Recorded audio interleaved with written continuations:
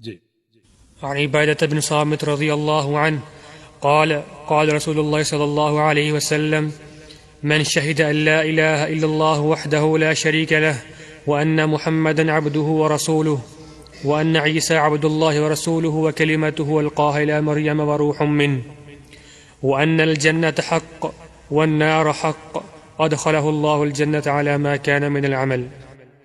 یہ صحیح بخاری مسلم کی روایت ہے. نبی علیہ السلام کے صحابی عبادہ بن صامت رضی اللہ عنہ کی روایت سے ہے. فرماتے ہیں کہ رسول اللہ صلی اللہ علیہ وسلم نے ارشاد فرمایا من شہد ان لا الہ الا اللہ وحدہ لا شریک لہ وان محمدا عبدہ ورسولہ. یہ کچھ گواہیاں ہیں، ان کو سمجھو. یہ گواہیاں جنت کا راستہ ہیں.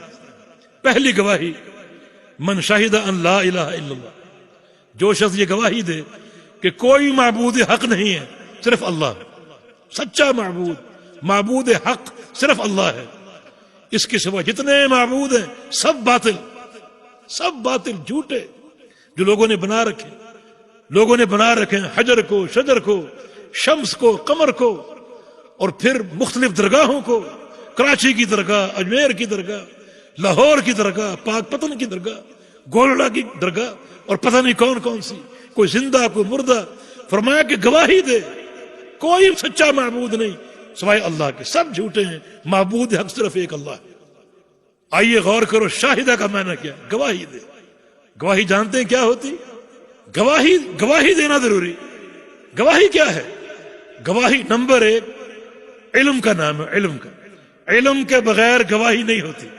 دیکھو دنیا میں کوئی کیس ہو، عدالت میں آپ گواہ کے طور پر پیش ہو، تو اس کیس کا علم آپ کو ہوگا یا نہیں ہوگا؟ وکیل یہ جج آپ پر جرح کرے گا کہ آپ گواہ بن کر آئے ہیں، اس گواہی کے متعلق بتاؤ ہمیں. مقدمات پوچھیں گے، مؤخرات پوچھیں گے، بہت سی باتیں معلوم کریں گے. حالانکہ وہ دنیا کی کوئی 2 ٹکے کے کسی امر کی گواہی ہوگی. تو گواہی اور شہادت علم کے بغیر نہیں چلتی. اور یہ گواہی جو ہے لا الہ الا اللہ کی، یہ اعظم الشہادہ ہے. اعظم الشہادہ، کائنات کی سب سے بڑی گواہی، جس کے عوض جنت کا سودا ہے. یہ گواہی علم کے بغیر چل جائے گی؟ یعنی یہ گواہی بس رٹتے رہے طوطے کی طرح، بس لا الہ الا اللہ لا الہ الا اللہ، بس معنی معلوم نہ ہو، اس گواہی میں کیا ہے اس کا علم نہ ہو، تو کیسے معتبر ہوگی؟ من شاہدہ، جو شخص گواہی دے، اور گواہی علم کے ساتھ، جہل کے ساتھ نہیں. اس لیے توحید میں علم شرط ہے، جہل نہیں. بندہ جانے معلوم کرے جو کچھ کہہ رہا ہے اس کو علم ہو. اس لیے پیغمبر علیہ السلام کی حدیث صحیح مسلم میں من مات وهو يعلم انه لا الہ الا اللہ دخل الجنہ. جس شخص کو موت کے وقت یہ معلوم ہو، کیا معلوم ہو؟ لا الہ الا اللہ کا علم ہو، اس کلمے کا معنی جانتا ہو، وہ جنت میں جائے گا. تو یہ گواہی علم کے ساتھ، جہل کے ساتھ نہیں. ایک شخص یہ کلمہ 10,000 بار پڑھ دے، معنی معلوم نہ ہو، کوئی فائدہ نہیں. فائدہ کب ہوگا؟ ایک بار پڑھو، لیکن معنی کے علم کے ساتھ، جو عقیدہ ہے اس میں اس کے فہم کے ساتھ، تو اس کا فائدہ ہوگا، اللہ پاک قبول کرے گا. اور یہ گواہی یا گواہی ذکر ہوئی ہے، گواہی دے. اچھا گواہی میں ایک اور چیز، ایک شخص گواہی زبان سے دے دے اور دل اس کے خلاف ہو، وہ گواہی معتبر ہوگی نہیں. گواہی میں زبان اور دل اور اعضاء کا عمل، ان سب کا یکساں ہونا ضروری. بسم اللہ الرحمن الرحیم اذا جاءک المنافقون قالوا نشهد انک لرسول اللہ. یہ منافق آتے ہیں اور کہتے ہیں ہم گواہی دیتے ہیں کہ آپ اللہ کے رسول ہیں. بتاؤ یہ سچ ہے یا جھوٹ ہے؟ آپ اللہ کے رسول ہیں یا نہیں ہیں؟ تو مانا سچ ہے. اللہ پاک نے کیا فرمایا؟ واللہ یشہد ان المنافقین لکاذبون. اللہ گواہی دیتا ہے کہ منافق جھوٹے ہیں، رسول ہیں. پھر جھوٹا کیوں کہا گیا؟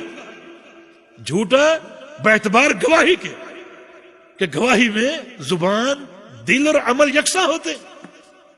یہ زبان سے بات کر رہے ہیں، ان کے دل میں وہ بات نہیں ہے، اور نہ اسلام کے مطابق عمل ہے، نہ اللہ کے پیغمبر کی اطاعت. جھوٹے ہیں. تو تکذیب اس خبر کی نہیں، تکذیب ان کی گواہی کی.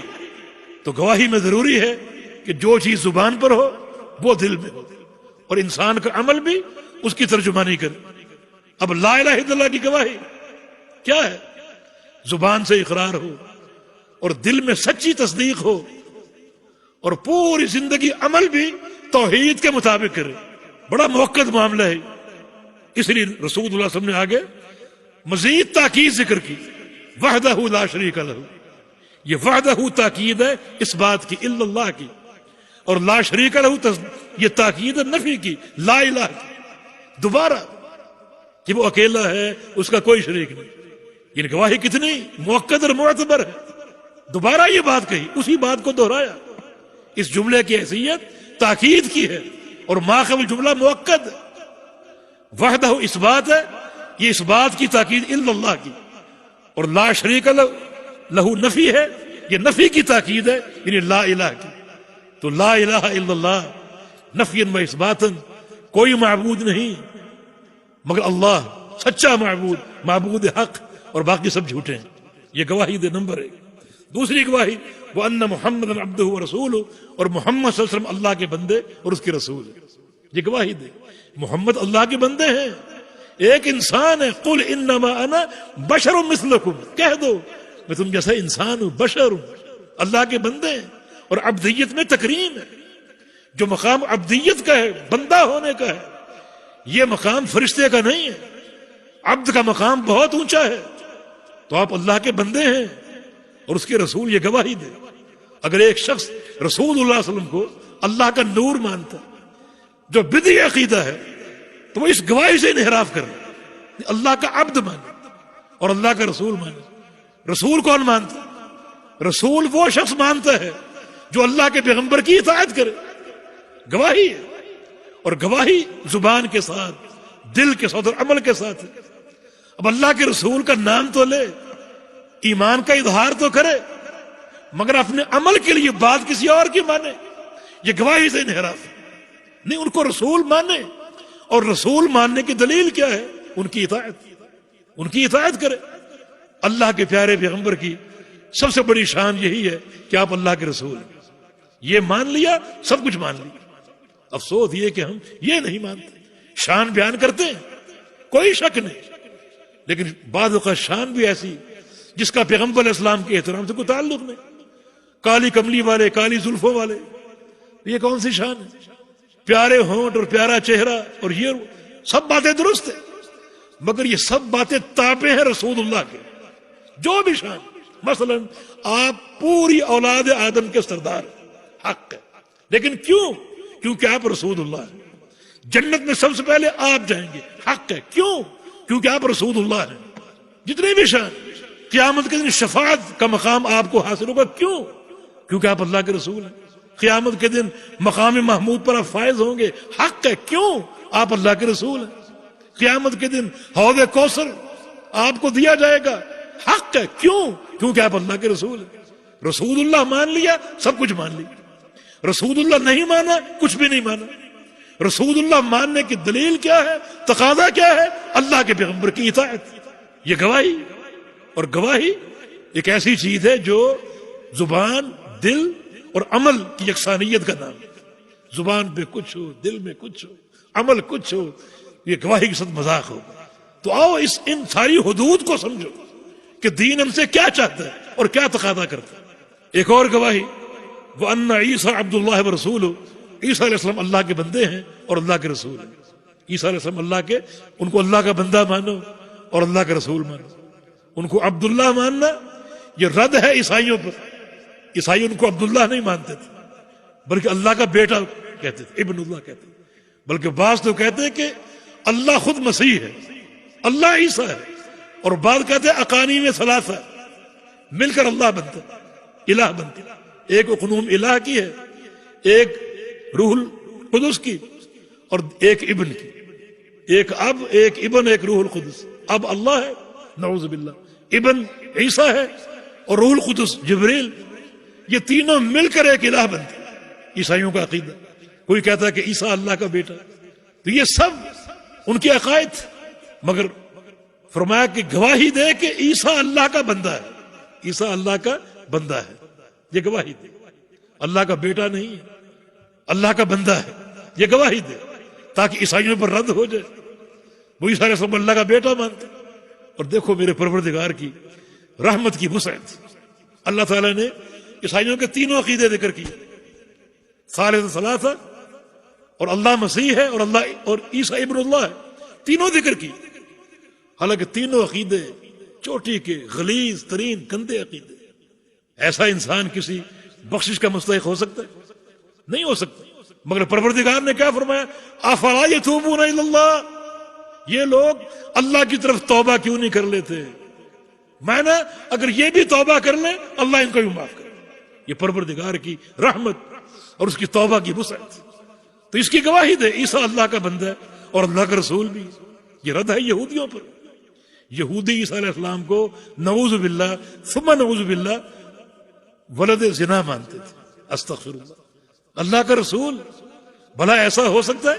اللہ کا رسول مانو، اس کی گواہی دو۔ اور پھر وکلمتہ القاها الی مریم، اور عیسیٰ اللہ کا کلمہ ہے جو بواسطہ جبریل اللہ نے مریم کی طرف بھیجا، اور اللہ رب العزت نے ان کو اپنے کلمے سے پیدا کیا۔ عیسیٰ کلمۃ اللہ نہیں ہے بلکہ اللہ کے کلمے سے پیدا ہوئے، اللہ کے کلمے سے پیدا ہوئے، اور وہ کلمہ کن فکان، اللہ نے کن کہا اور وہ پیدا ہوئے۔ آپ جانتے ہیں کہ عیسیٰ علیہ السلام بغیر باپ کے پیدا ہوئے، اس لیے کلمۃ اللہ اللہ کا کلمہ نہیں بلکہ اللہ کے کلمے سے پیدا ہوئے۔ اللہ کا کلمہ اللہ کی صفت ہے، عیسیٰ علیہ السلام اللہ کی مخلوق ہے، اللہ کے کلمے سے پیدا ہوئے ہیں، اللہ کی مخلوق ہے نہ کہ اللہ کی صفت۔ اور روح منہ، اور اس کی طرف سے روح ہے، اس کی طرف سے۔ یہ من ابتدائیہ ہے، بعض اس کو من تبعیضیہ مانتے ہیں جس کا معنی اللہ کی بعض روح ہیں، یہ غلط ہے۔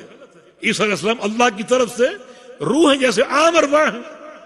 ہر شخص کے جسم میں ایک روح ہے، عیسیٰ علیہ السلام کے جسم میں بھی ایک روح ہے۔ ہر شخص کے جسم میں روح اللہ کے امر سے پھونکی جاتی ہے، عیسیٰ علیہ السلام کے جسم میں بھی روح اللہ کے امر سے ڈالی گئی اور پھونکی گئی۔ جس طرح عام انسانوں کے جسم میں ارواح ہیں، عیسیٰ علیہ السلام کے جسم میں بھی روح ہے۔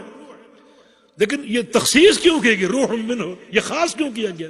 یہ تخصیص برائے تشریف ہے، عیسیٰ علیہ السلام کے ایک شرف کو اور اس کی تکریم کے لیے، اس کی تکریم اور تشریف کے لیے ان کا روح ہونا اللہ کی طرف منسوب ہے۔ جبکہ حقیقت یہ ہے کہ عیسیٰ علیہ السلام جس طرح عام انسان کے جسم میں روح ہے، عیسیٰ علیہ السلام کے جسم میں بھی روح ہے اللہ کے امر سے، لیکن وہ روح اللہ کا بعض حصہ نہیں ہے، جیسے کہ بعض لوگ تبعیض کے قائل ہیں۔ نہیں، بلکہ وہ اللہ کے بندے ہیں اور عام مخلوقات کی طرح اللہ کے مخلوق۔ اگر وہ اللہ کا بعض ہوتے تو کھاتے کیوں، پیتے کیوں؟ قرآن نے کھانے کا ذکر کیا، پینے کا ذکر کیا۔ اور بقول عیسائیوں کے رد عیسائیوں پر ہے، پھر صلیب پر کیوں لٹکائے گئے، قتل کیوں کر دیے گئے، مصلوب کیوں ہوئے؟ اگر وہ اللہ کا بعض ہیں تو اللہ کے بعض پر کوئی غلبہ پا سکتا ہے؟ یہ ان کا رد ہے۔ ان تمام چیزوں کی گواہی دے یہود کے برعکس، عیسائیوں کے برعکس، اور پھر یہ بھی گواہی دے کہ جنت حق ہے، جنت حق ہے، یعنی جنت متقین کا ٹھکانہ ہے، نیک لوگوں کا ٹھکانہ ہے، اور اس وقت موجود ہے۔ یہ اہل سنہ کا عقیدہ ہے کہ جنت اور جہنم دونوں موجود ہیں۔ جنت صالحین کا ٹھکانہ اور جہنم جو ہے وہ اشرار کا اور بدبختوں اور بدعمل لوگوں کا ٹھکانہ، بد عقیدوں کا، مشرکین کا۔ اور دونوں موجود ہیں، تیار ہو چکی، دونوں موجود ہیں، جنت بھی موجود ہے اور جہنم بھی موجود ہے۔ اور ان دونوں کا موجود ہونا ہمارے لیے تنبیہ ہے۔ نبی علیہ السلام کی حدیث ہے، الجنت اقرب الی احدکم من شراک نعلہ والنار مثل ذلک، کہ جنت تم سے تمہارے جوتے کے تسمے سے بھی زیادہ قریب ہے، اور جہنم بھی اتنے ہی فاصلے پر، یعنی 2-4 بالشت کا فاصلہ جنت بھی اور جہنم بھی۔ چکنے رہو، ورنہ بعض وقت ایک عمل، زبان کا ایک قول اگر اچھا ہوگا تمہیں جنت میں پہنچا دے گا، اور بعض وقت ایک برا عمل، زبان کا ایک برا قول تمہیں جہنم میں ڈلوا دے گا۔ اس کے بہت سے نظائر ہیں، تفصیل کا وقت نہیں ہے، لیکن جنت اور جہنم پیدا ہو چکی ہیں، حق ہے، اور جنت جو ہے وہ اللہ تعالیٰ کے اطاعت گزاروں کا ٹھکانہ ہے، اور جہنم جو نافرمانوں کا اور مشرکین کا۔ جب یہ ساری گواہیاں دے دے، ادخلہ اللہ الجنہ علی ما کان من العمل، اللہ اس کو یقیناً جنت میں داخل کرے گا، اس کا عمل جیسا بھی ہو، جیسا بھی عمل، ان گواہیوں پر اس کو یقیناً جنت کا داخلہ حاصل ہو۔ ہم نے ابھی عرض کیا کہ جنت کے داخلے کی دو قسمیں ہیں، ایک داخلہ کامل اور ایک ناقص۔ اگر گناہ کیے ہیں تو اللہ چاہے تو اس کو کامل داخلہ دے دے بغیر عذاب کے، اور ایک ناقص داخلہ، اللہ اگر چاہے تو اس کی بدعمالیوں کی اس کو سزا دے دے، لیکن بالآخر اس کی توحید کی برکت سے، ان امور کی گواہی کی برکت سے ان کو اللہ تعالی جہنم سے نکالے گا اور جنت میں داخل فرما دے گا۔ تو یہ حدیث بھی توحید کی فضیلت کی بڑی اہم اور ٹھوس دلیل ہے۔ جی ولهما في حديث عتبان فإن الله حرم على النار من قال لا إله إلا الله يبتغي بذلك وجه الله وجہ اللہ، یبتغی بذلک وجہ اللہ، لا إله إلا الله يبتغي بذلك وجه الله۔ یبتغی کا مفعول واقع ہو رہا ہے، مفعول منصوب ہوتا ہے۔ یہ صحابی اتبان ابن مالک رضی اللہ عنہ، یہ ان کی حدیث ہے۔ قصہ ان کا یہ ہے کہ یہ نماز با جماعت پڑھتے تھے، لیکن پھر ان پر بڑھاپا آ گیا اور کئی عذر ان کو لاحق ہو گئے، تو جانا دشوار ہو گیا۔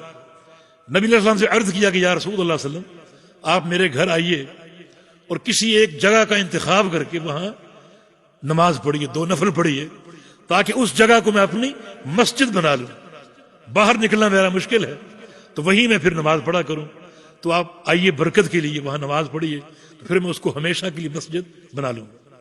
پیارے پیغمبر نے ان کی دعوت کو قبول کر لیا، ان کے گھر چلے گئے، لوگ جمع ہو گئے، گھر والے بھی، پڑوسی بھی، اور آپ صلی اللہ علیہ وسلم نے فرمایا کہ کہاں چاہتے ہو؟ عرض کیا کہ یہاں پڑھ دیجئے۔ آپ نے وہاں 2 نفل پڑھے، انہوں نے نبی علیہ السلام کی ضیافت کی، کچھ کھانے کا اہتمام کیا، آپ صلی اللہ علیہ وسلم بیٹھ گئے کھانے کے لیے، باتیں شروع ہو گئیں۔ ایک شخص کا ذکر ہوا، اس کا نام تھا مالک بن دخشن، مالک بن دخشن، اور دراصل اس کا چہرہ زیادہ دوسروں کے لیے تھا، مسلمانوں کے لیے نہیں تھا۔ تو بعض صحابہ کی زبان سے نکل کے اس میں تو نفاق ہے، اس میں تو نفاق ہے، اپنوں کی مفاد کی بات نہیں کرتا، دوسروں کے مفاد کی بات، اس میں تو نفاق ہے۔ فرمایا کہ ایسا مت کہو، ایسا مت کہو، وہ شخص لا الہ الا اللہ کی گواہی دیتا ہے، کلمہ توحید کی گواہی دیتا ہے، اور تم جانتے ہو کہ ان اللہ حرم علی النار من قال لا الہ الا اللہ یبتغی بذلک وجہ اللہ، کہ اللہ تعالیٰ نے جہنم کو حرام کر دیا اس شخص پر جو لا الہ الا اللہ کا اقرار کر لے، اعتراف کر لے، اس کی گواہی دے، اور گواہی اس طرح دے کہ یبتغی بذلک وجہ اللہ، اس کا مقصد اللہ کی رضا ہو، اللہ کی رضا کے لیے اس عقیدے کی گواہی دے، تو اللہ تعالیٰ نے اس پر آگ کو حرام کر دیا۔ یہ حرام کرنا بھی 2 قسموں پر ہے، یا تو مستقل حرام، پورا حرام، یعنی وہ جہنم میں جا ہی نہیں سکتے، اللہ تعالیٰ اس کی توحید کی برکت سے گناہوں کو معاف کر دے، اور یا پھر وہ ناقص حرام ہو، یعنی گناہوں کی سزا پالے، جہنم میں داخل ہو، اور پھر وہ جنت میں داخل کر دیا جائے۔ تو حرمت یا تو مستقل ہے، اور یا پھر وہ حرمت ایک وقت کے بعد شروع ہوگی، کچھ وقت اس کو جہنم کا عذاب دیا جائے گا ابتداءً، پھر اس کو جنت میں داخل کر دیا جائے گا اس کی توحید کی برکت سے۔ تو یہ حدیث بھی عقیدہ توحید کی فضیلت ہے، اور اس میں ایک اہم تنبیہ یہ ہے کہ آپ ایک شخص کے ظاہر کو دیکھیں اور ظاہر کو دیکھ کر اس پر حکم لگائیں۔ ایک شخص اگر کلمہ گو ہے اور توحید کا اقرار کرتا ہے اور لا الہ الا اللہ پڑھتا ہے تو اس کو آپ کبھی منافق نہ کہیں، مشرک یا کافر نہ کہیں، یعنی یہ تکفیر معین، یہ دین اسلام کے خلاف عقیدہ ہے، دین اسلام کے خلاف عقیدہ، اللہ کے پیارے پیغمبر نے روک دیا، یہ کلمہ گو ہے اور اس کی کلمہ گوئی کا اعتبار کرو، اور جو شخص لا الہ الا اللہ کا اقرار کرتا ہے، اعتراف کرتا ہے، اس پر جہنم کی آگ جو ہے وہ حرام۔ جی وعن أبي سعيد الخدري رضي الله عنه أن النبي صلى الله عليه وسلم قال قال موسى يا رب علمني شيئا أذكرك وأدعوك به قال قل يا موسى لا إله إلا الله قال يا رب كل عبادك يقولون هذا قال يا موسى لو أن السماوات السبع وعامرهن غيري والأرضين السبع في كفة ولا إله إلا الله في كفة مالت بهن لا إله إلا الله۔ یہ حدیث ابو سعید خدری رضی اللہ عنہ کی روایت سے ہے، صحیح ابن حبان میں، مستدرک حاکم میں، اور امام حاکم نے اس کو صحیح کہا ہے، اگرچہ بعض لوگوں نے اس سند پر جرح کی ہے، مگر امام حاکم اس کو صحیح کہتے ہیں۔ اور اس میں ایک چھوٹا سا واقعہ موسیٰ علیہ السلام کا. موسیٰ علیہ السلام اللہ تعالیٰ سے عرض کیا یا رب علمنی شیئا اذکرک وادعوک بہ، یا اللہ مجھے کوئی ذکر عنایت فرمائیے، کوئی ذکر دیجئے جس ذکر سے میں آپ کو یاد کروں، آپ کو پکاروں، آپ سے سوال کروں اور ذکر چلتا رہے. قال، اللہ تعالیٰ نے فرمایا کہ ٹھیک ہے ہم آپ کو ذکر دیتے ہیں. قل یا موسیٰ، اے موسیٰ کہو لا الہ الا اللہ، یہ ذکر پڑھو کثرت سے، اس ذکر سے مجھے پکارو، میرا ذکر کرو کثرت سے.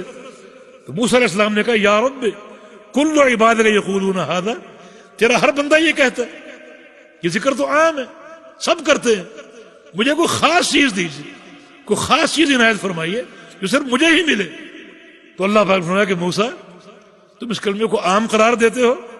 لو ان السماوات السبع وعامرهن غیری، اگر ساتوں آسمان اور جو کچھ ان آسمانوں میں ہے سب میرے علاوہ، اس کا معنی اللہ بھی آسمانوں میں.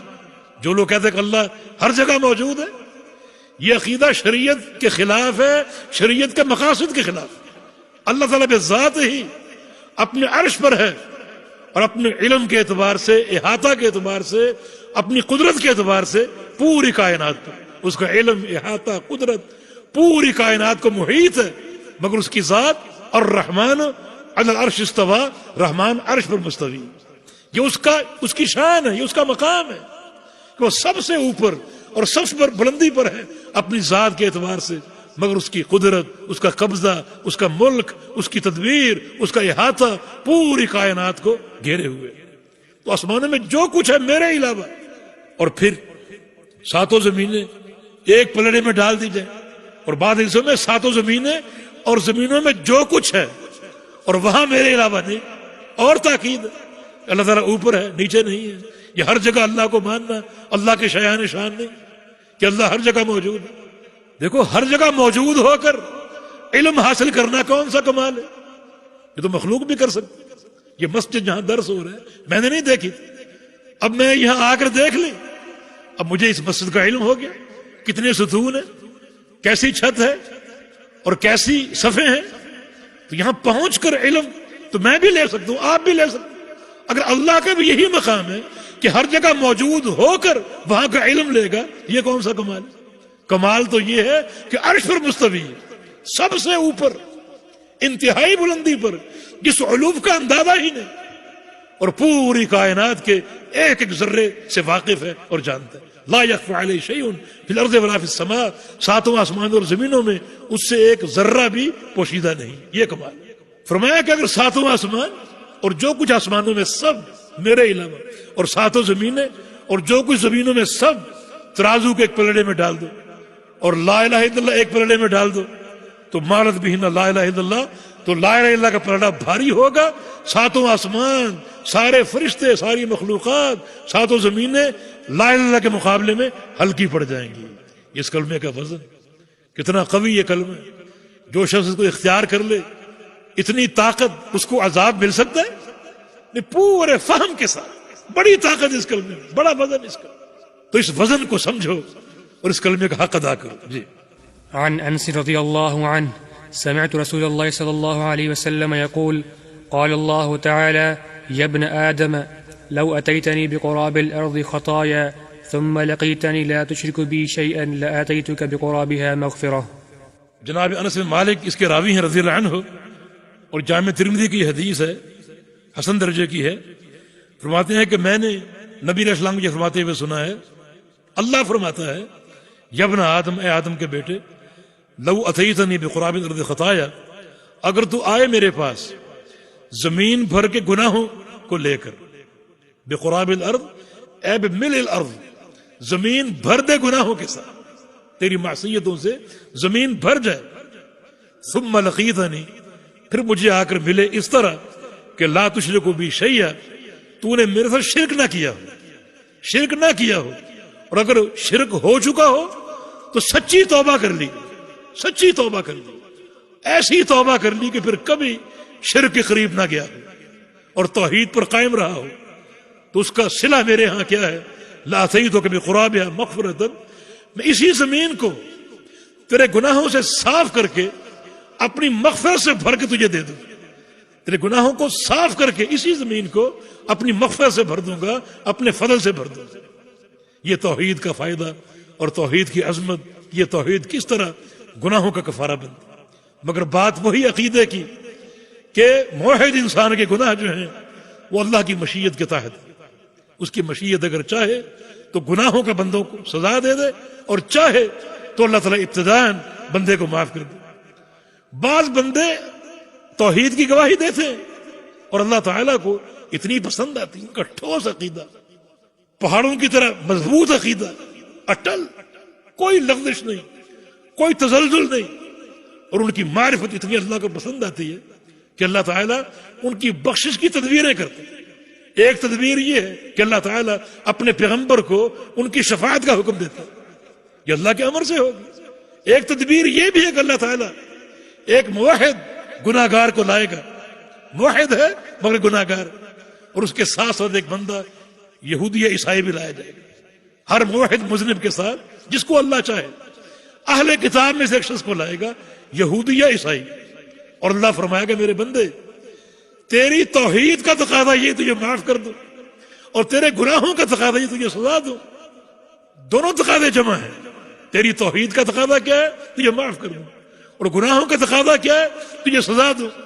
میرا فیصلہ کیا ہے کہ تیرے جو گناہ ہیں وہ سارے کے سارے اس یہودی کے سر پہ ڈال رہا ہوں، اور اسے تیرا فدیہ بنا رہا ہوں۔ سارے گناہ اس سر پہ ڈال کے تجھے گناہوں سے پاک صاف کرتا ہوں تیری توحید کی برکت سے، اور اس یہودی عیسائی کو جو پہلے ہی جہنمی ہے مزید گناہوں کے بوجھ تلے تیرے گناہوں کا اسے فدیہ بنا کر جہنم میں پھینک رہا ہوں تجھے بچانے کے لیے۔ پروردگار کی تدبیر ہے، ایک موحد کا مقام اور توحید کی عظمت اور توحید کی شان۔ اللہ پاک ہمیں سچی توحید پر عمل پیرا ہونے کی توفیق عطا فرما دے۔ سبحانک اللہم ربنا و بحمدک، اشہد ان لا الہ الا انت، استغفرک و اتوب الیک۔